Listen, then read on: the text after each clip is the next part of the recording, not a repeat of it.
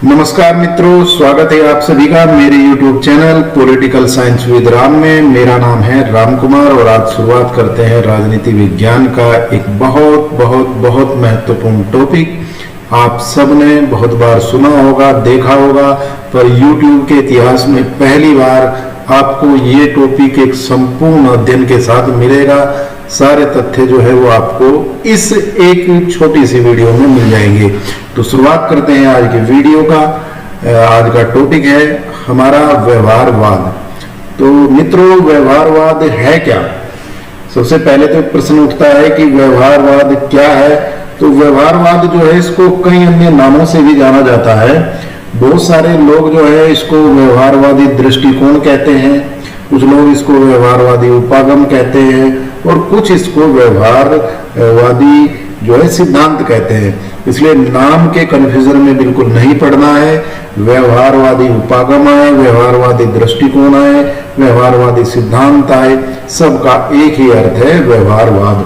तो वास्तव में ये व्यवहारवाद वास्तव में है क्या?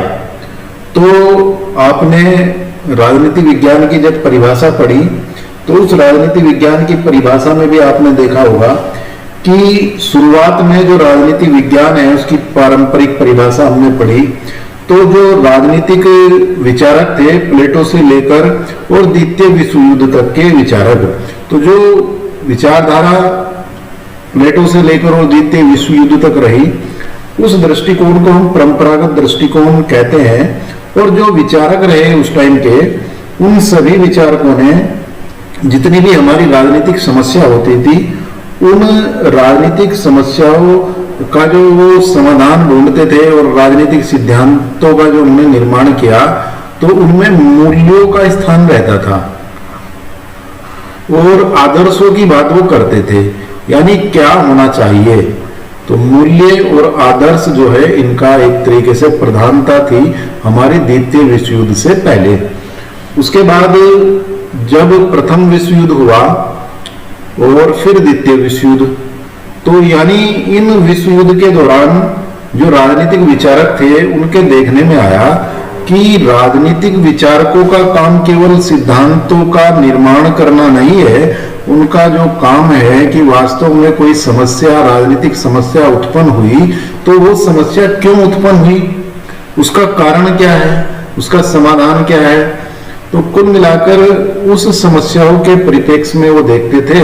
और जो हमारा परंपरागत दृष्टिकोण था, परंपरागत दृष्टिकोण जब विश्व युद्ध हुआ और इतना बड़ा विश्व युद्ध होने के बाद लोगों के विचारों में किस प्रकार परिवर्तन हुआ, किस प्रकार ये सारी बातें आई, नए नए सिद्धांतों का जन्म हुआ, तो इन्हीं सभी बातों को लेकर राजनीतिक विचारक जो थे उनको लगा कि राजनीति विज्ञान के बारे में भी कोई अध्ययन के बारे में कोई एक नया दृष्टिकोण अपनाने की आवश्यकता है।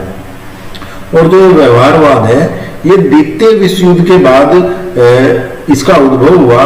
तो ये द्वितीय विश्व युद्ध के बाद उद्भवित एक आंदोलन है और यह मानव के ऐसे व्यवहार का अध्ययन करता है जिसका पर्यवेक्षण किया, यानी जिसका सुपरविजन किया जा सके, जिसका मापन किया जा सके, जिसका सत्यापन किया जा सके। इस प्रकार के मानव के व्यवहार का जो है ये अध्ययन करता है। और इसका जो उद्भव हुआ वो अमेरिका में हुआ। इसकी शुरुआत जो है अमेरिका में शिकागो विश्वविद्यालय में एक विद्वान विचारक हुए हैं जिनका नाम है चार्ल्स मेरियम।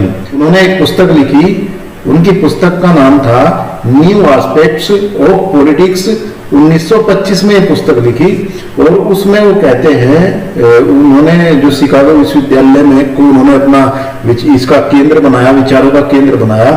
और इस पुस्तक में उन्होंने कहा भी था, उन्होंने कहा कि व्यक्ति के जो इंडिविजुअल्स के का व्यवहार जो होता है, ग्रुप्स का जो व्यवहार होता है, उनका जो राजनीतिक व्यवहार है, हम जब उसको समझेंगे तभी हम सही ढंग से राजनीतिक वैज्ञानिक कहलाने के हकदार हैं। तो इस दृष्टिकोण को जो प्रतिपादित किया वो चार्ल्स मेरियम ने किया। किसने किया? चार्ल्स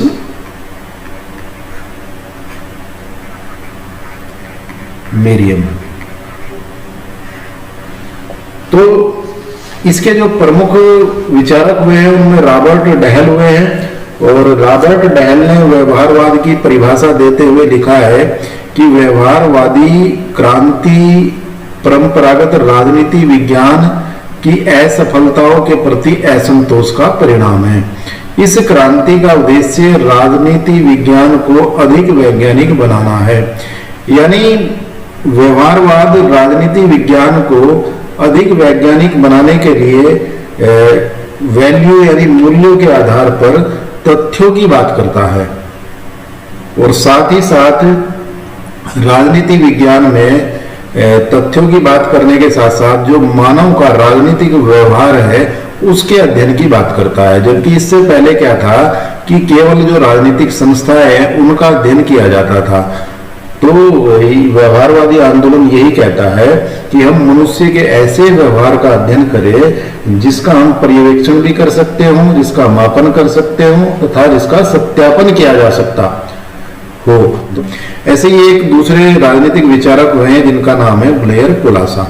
तो ब्लेयर पुलासा कहते हैं कि व्यवहारवाद राजनीतिक संदर्भों में व्यक्ति समूहों का अध्ययन है।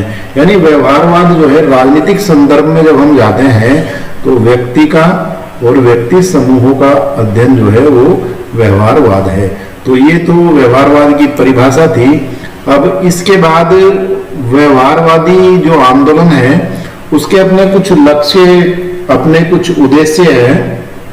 तो व्यवहारवादी जो दृष्टिकोण है इसका जन्म एक ऐसे वैचारिक आंदोलन के रूप में हुआ जिसका उद्देश्य परंपरागत राजनीति विज्ञान के स्थान पर एक नए और वैज्ञानिक राजनीति विज्ञान की जो है स्थापना करना रहा है। और व्यवहारिक आंदोलनों के जो प्रमुख लक्ष्य हैं उनको हम इस स्लाइड में आप देख रहे हैं। जो कुछ पॉइंट है इन पॉइंटों के आधार पर जान पाएंगे। जैसा फर्स्ट पॉइंट है हमारा एक नवीन राजनीति विज्ञान की स्थापना। यानी व्यवहारवादी आंदोलन परंपरागत राजनीति विज्ञान के स्थान पर एक नवीन राजनीति विज्ञान की स्थापना करना चाहता है। और व्यवहारवादियों का जो मत है वो ये है कि यदि राजनीति विज्ञान के अध्ययन के लिए हम परंपरागत जो हमारी पद्धति है उनको त्याग लिया जाए और उनके स्थान पे वैज्ञानिक पद्धतियों को प्रयोग में लाया जाए तो नवीन राजनीति विज्ञान की जो स्थापना हो सकती है। इस प्रकार की बात जो है व्यवहारवाद के जो विचारक हैं वो करते हैं। दूसरा पॉइंट है राजनीति को विज्ञान के रूप में विकसित करना। यानी व्यवहारवादी ये मानते हैं कि राजनीति विज्ञान के तथ्यों एवं घटनाओं के अध्ययन के लिए प्राकृतिक विज्ञान के अध्ययन की जो पद्धति है उनको अपनाया जाना चाहिए और इन वैज्ञानिक पद्धति की मदद से राजनीति विज्ञान के संपूर्ण अध्ययन को मूल्य निरपेक्ष और यथार्थवादी और वस्तुनिष्ठ बनाया जा सकता है। और इस प्रकार राजनीति विज्ञान को भी जो है विकसित किया जा सकता है। वे राजनीति विज्ञान को एक अनुभाविक विज्ञान का रूप देना जो है चाहते हैं। तीसरा जो पॉइंट है राजनीतिक संदर्भ में मानव व्यवहार का अध्ययन। तो व्यवहारवादी विचारक कहते हैं कि राजनीतिक संदर्भ में मानव के व्यवहार का अध्ययन करना चाहिए और वे राजनीति का जो है निष्पक्ष यथार्थवादी अध्ययन करने पर बल देते हैं। तो ये जो है राजनीतिक संदर्भ में मानव व्यवहार का अध्ययन करने की बात करते हैं। इसमें जो चौथा पॉइंट है व्यवहारवादी आंदोलन के लक्ष्य उद्देश्य में वो है अन्य सामाजिक विज्ञानों के साथ घनिष्ठ संबंध। आप देखते भी हैं कि जैसा अभी मैंने बताया कि भाई मनुष्य का राजनीतिक व्यवहार का अध्ययन करना, पर चूंकि मनुष्य का जो एक राजनीतिक व्यवहार होता है वो बहुत सारी परिस्थितियों के कारण उसका निर्माण होता है। तो मनुष्य के व्यवहार का जब हम अध्ययन की बात करते हैं तो स्वीकारते हैं कि मानव का जो राजनीतिक व्यवहार है वो केवल राजनीतिक तत्व ही उसको प्रभावित नहीं करते बल्कि बहुत सारे गैर राजनीतिक तत्व भी जो है मानव के राजनीतिक व्यवहार को प्रभावित करते हैं। और उनका मानना है कि राजनीतिक क्षेत्र में मानव के संपूर्ण व्यवहार को सही रूप में समझने के लिए जरूरी है कि राजनीति विज्ञान का जो संबंध है वो अन्य जो विषय है उनके साथ जोड़ा जाए। और इस दृष्टि से वो राजनीति विज्ञान का समाजशास्त्र यानी सोशियोलॉजी, साइकोलॉजी, मनोविज्ञान, इकोनॉमिक्स, अर्थशास्त्र जैसे जो विषय हैं उनके साथ जो है वो घनिष्ठ संबंध स्वीकारते हैं। और वो मानते हैं कि इन समाज विज्ञानों की अध्ययन पद्धति जो है और उनकी जो अवधारणा है उनको राजनीति विज्ञान के अध्ययन में भी अपनाया जाना चाहिए। तो इस प्रकार ये राजनीति विज्ञान के अंतर्गत जो व्यवहारवाद आंदोलन है, ये व्यवहारवाद आंदोलन के लक्ष्य एवं उद्देश्य थे। अब इन लक्ष्य और उद्देश्यों के बाद जो व्यवहारवाद है उसकी अपनी कुछ विशेषताएं भी हैं। डेविड स्टम ने व्यवहारवाद की जो है 8 विशेषताएं बताई है, जैसा कि आप देख ही रहे हैं। और इन 8 विशेषताओं को व्यवहारवादी जो आंदोलन है उसकी आधारशिला कहा जाता है।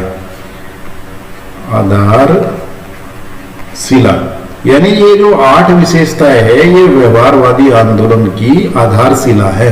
जैसा पहला है नियमितताएं या रेगुलरिटीज, यानी ये कहते हैं कि राजनीति में जब हम राजनीति नियमों और सिद्धांतों का जब हम निर्माण करते हैं तो व्यवहारवादी मानते हैं कि मनुष्य के राजनीतिक व्यवहार में बहुत सारे ऐसे सामान्य तत्व पाए जाते हैं जिनके आधार पर हम सिद्धांतों का निर्माण कर सकते हैं और इन सिद्धांतों के आधार पर मानव के जो राजनीतिक व्यवहार की है वो व्याख्या की जा सकती है और उसके भविष्य का जो राजनीतिक व्यवहार होगा उसकी भी हम संभावना प्रकट कर सकते हैं। यानी कुछ नियमितताएं मनुष्य के व्यवहार में, राजनीतिक व्यवहार में कुछ नियमितताएं होती हैं जिनके आधार पर हम जो है भविष्य में व्यक्ति का व्यवहार कैसा होगा इस प्रकार की जो है संभावनाएं व्यक्त कर सकते हैं और इसी के आधार पर सिद्धांतों का निर्माण कर सकते हैं। तो दूसरा फिर वो कहते हैं सत्यापन, यानी सत्यापन का अर्थ ये है कि मानव व्यवहार के बारे में जो भी नियम बनाया गया उसकी सत्यता की जांच होनी चाहिए और जांच की जब क्रिया होगी तो जो हमारे द्वारा जो नियम बनाए गए उनका जो है उनकी सत्यता भी सिद्ध होगी। इसलिए उन्हें ये जो उनकी सत्यता सिद्ध होगी ये उनको विश्वसनीय बनाएगी। इसलिए जो राजनीति विज्ञान में जो नियम बनाए जाए, जो सिद्धांत बनाए जाए, उनका सत्यापन होना चाहिए, उनका वेरिफिकेशन भी जो है होना चाहिए। नंबर जो तीसरा पॉइंट है आप देख रहे हैं प्रविधियां यानी टेक्निक्स। तो वो ये कहते हैं कि राजनीति विज्ञान में जब हम तथ्यों का चयन करते हैं और उनका वस्तुनिष्ठ विश्लेषण करते हैं तो उनमें नई नई टेक्निक्स का प्रयोग करना चाहिए। परंपरागत रूप में जिन तकनीकों को काम में लाया गया है वो विज्ञान के करीब तो हैं, किंतु उन्हें हम पूर्ण और शुद्ध रूप से वैज्ञानिक नहीं कह सकते। इसलिए व्यवहारवादियों का मानना है कि अध्ययन की इन तकनीकों में जो है वो सुधार की लगातार कोशिशें की जानी चाहिए ताकि अधिक शुद्ध व वैज्ञानिक तकनीकों का निर्माण हो सके। वास्तव में तकनीकी की शुद्धता और वैज्ञानिकता के साथ ही यह भी जरूरी है कि अध्ययनकर्ता इन तकनीकी का इस्तेमाल निरपेक्ष एवं तटस्थ भाव से करे, तभी हमारा राजनीतिक विश्लेषण जो है वस्तुनिष्ठ हो सकता है। यानी वो नई नई टेक्निक्स की बात करते हैं राजनीति विज्ञान के सिद्धांतों में, या हम जो तथ्यों का चयन करते हैं और नई नई टेक्निक के माध्यम से ही हम जो है राजनीति विज्ञान को वैज्ञानिकता का रूप दे सकते हैं। उसके बाद कहते हैं परिमाणन, क्वांटिफिकेशन। तो परिमाणीकरण का परिमाणन का जो अर्थ होता है वो होता है जो इकट्ठे किए गए तथ्य होते हैं, आंकड़े होते हैं, वितरण आदि के शुद्धिकरण की जो उनकी प्रक्रिया होती है इसको परिमाणीकरण कहते हैं। और परिमाणीकरण के द्वारा अध्ययन के लिए एकत्रित जो आंकड़े होते हैं उनकी समस्त सामग्री का एक बार दोबारा पर्यवेक्षण किया जाता है ताकि इन्हें और अधिक यथार्थ और शुद्ध बनाया जा सके। इस कार्य में जो है स्टैटिस्टिक्स की जो टेक्निक्स होती है उनका हम सहारा ले सकते हैं। तो परिमाणीकरण की यानी क्वांटिफिकेशन की भी बात जो है व्यवहारवादी करते हैं। उसके बाद आता है मूल्य, वैल्यू, यानी व्यवहारवादी अध्ययनकर्ता जो है वो कहते हैं, व्यवहारवादी विचारक जो कहते हैं कि अध्ययनकर्ता को अध्ययन के दौरान अपने जो निजी मूल्य हैं, निजी उसकी मान्यता है, उसकी जो आदतें हैं, जो विश्वास है, उनको जो है अलग रखना चाहिए ताकि अध्ययन करते समय मूल्य निरपेक्ष हो और मूल्य मुक्त हो सके। इस प्रकार वैज्ञानिक अध्ययन से जो यथार्थ निष्कर्ष मान्यताएं प्राप्त होंगी उन्हें स्वीकारा जाना चाहिए। यानी वो कहते हैं कि जब कोई भी अध्ययन करता, राजनीतिक अध्ययन करता है तो उसकी जो निजी मान्यताएं होती है, उसके जो निजी मूल्य होते हैं उनको उस अध्ययन से अलग रखना चाहिए। अगर उसको उन अध्ययन से अलग रखेंगे तो तभी हम वास्तव में उनको जो है स्वीकार कर पाएंगे और वो वैज्ञानिक होंगी। उसके बाद वो कहते हैं क्रमबद्धता, जो छठी विशेषता है वो है क्रमबद्धता या व्यवस्थित अध्ययन। तो व्यवहारवादी जो है वो कहते हैं कि एक व्यवस्थित अध्ययन के वो समर्थक हैं, और वो कहते हैं कि अनुसंधान यानी रिसर्च तथा सिद्धांत में बहुत घनिष्ठ संबंध है, किंतु वैज्ञानिक दृष्टि से सिद्धांत की तुलना में अनुसंधान यानी रिसर्च का जो क्रम है वो पहले आता है। इसका सरल अर्थ यह है कि पहले रिसर्च का कार्य किया जाना चाहिए और इस रिसर्च से जो निष्कर्ष प्राप्त होंगे उस निष्कर्ष के आधार पर सिद्धांत का निर्माण होना चाहिए। पुनः भविष्य में सिद्धांत द्वारा जो अनुसंधान की यथार्थता का तथा अनुसंधान द्वारा सिद्धांत की यथार्थता का जो इस प्रकार का समर्थन आपस में होना चाहिए। फिर वो कहते हैं कि शुद्ध विज्ञान, पॉइंट नंबर 7, कि राजनीति विज्ञान जो है एक ऐसे शुद्ध विज्ञान का वो उसको रूप देना चाहते हैं जिसके दो प्रमुख लक्षण हैं। पहला तो यह वैज्ञानिक हो यानी अनुभव पर आधारित हो। अनुभव पर आधारित क्या है? जिसको हम अपनी इंद्रियों से अनुभव कर सकते हो। तो अनुभव पर आधारित सिद्धांतों के निर्माण में मददगार हो। दूसरा, हमारे युग की सामाजिक राजनीतिक समस्याओं को सुलझाने में सहायक हो।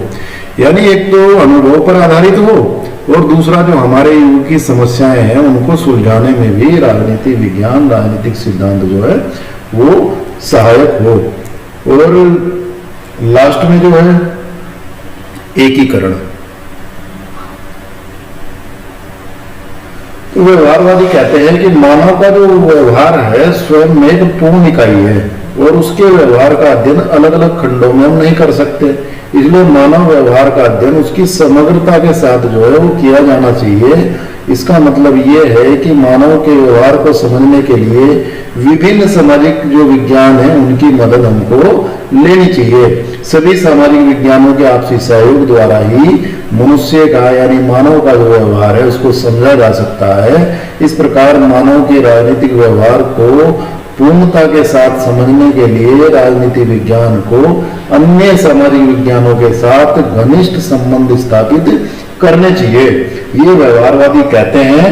और राजनीति विज्ञान को जब तथ्य और आंकड़े एकत्रित करने हो, उनके विश्लेषण करना हो, तो उसमें समाजशास्त्र का, अर्थशास्त्र का, मनोविज्ञान का, जो ये सारे सामाजिक विज्ञान है इनकी अध्ययन पद्धति, इनकी जो रिसर्च है और इनकी जो उपलब्धियां हैं उनका इस्तेमाल करना चाहिए। तो ये जो व्यवहारवाद की जो है 8 विशेषताएं आपने पढ़ी। इसके बाद जो है व्यवहारवाद की उपलब्धियां और उपयोगिता एवं महत्व। तो वैसे तो व्यवहारवादी जो आंदोलन है इसकी बहुत सारी आलोचना हुई और कई आधारों पर इसके की आलोचना की गई, और उसके बाद भी इसमें बहुत सारे अच्छे पक्ष भी हैं जिनके कारण राजनीति विज्ञान के अध्ययन में इसकी उपयोगिता और इसका महत्व, किसका? व्यवहारवाद का, यानी व्यवहारवाद की उपयोगिता और व्यवहारवाद का महत्व जो है वो स्वीकारा जाता है। और आधुनिक राजनीति विज्ञान के अध्ययन क्षेत्र में अध्ययन प्रक्रिया को अत्यधिक प्रभावित जो है इसने किया है। तो इसके जो हम व्यवहारवाद की उपलब्धियां, इसकी उपयोगिता, इसके जो महत्व है हम कुछ पॉइंटों में जो है अध्ययन करेंगे। जैसा आप देख रहे हैं स्लाइड में, पहला पॉइंट है नवीन राजनीति विज्ञान की स्थापना। तो व्यवहारवाद में जो परंपरागत विज्ञान की कमियां थी उनको प्रकट करके उनके स्थान पर एक नई राजनीति विज्ञान की स्थापना की है। दूसरा पॉइंट हमारा आता है अध्ययन वस्तु में परिवर्तन, यानी पहले राजनीति विज्ञान का जो अध्ययन का केंद्र बिंदु था वो राजनीतिक संस्थाएं थी, जैसा मैंने अभी बताया अभी पहले। किंतु व्यवहारवाद ने राजनीतिक संस्थाओं के स्थान पर जो उनका अध्ययन का केंद्र बिंदु बनाया, वो किसको बनाया? मनुष्य के राजनीतिक व्यवहार को। तो इसलिए अध्ययन की वस्तु में भी परिवर्तन हुआ। तीसरा पॉइंट है अंतर अनुशासनात्मक दृष्टिकोण की स्थापना। अगर अनुशासन की बात आती है राजनीति विज्ञान में, तो अनुशासन का मतलब जो है आप यहाँ पर विषय भी इसको कह सकते हैं। सब्जेक्ट यानी अंतर विषय कह देंगे इसको, अंतर विषयक दृष्टिकोण की स्थापना, यानी जो अलग अलग विषय है उनको आपस में जोड़ना, उनको आपस में एक तरीके से मिलाकर चलना। तो व्यवहारवाद ने राजनीति विज्ञान तथा अन्य सामाजिक विज्ञानों में घनिष्ठ संबंध को जो है उन्होंने स्वीकारा है, और उनका मानना है कि एक अनुशासन यानी विषय को दूसरे विषय की पद्धतियों को, उपलब्धियों को जो है अपनाना चाहिए।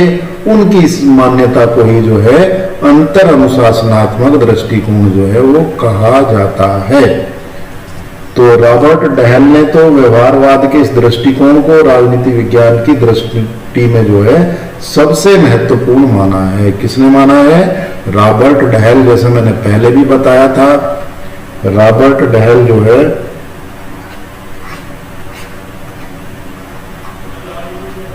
वो इस दृष्टिकोण को राजनीति विज्ञान की दृष्टि से बहुत महत्वपूर्ण मानते हैं।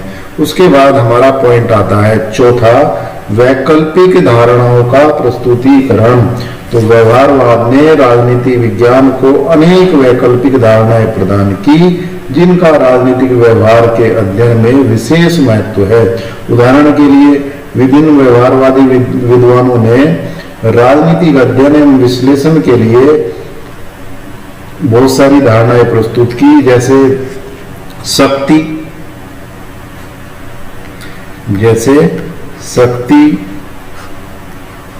समूह,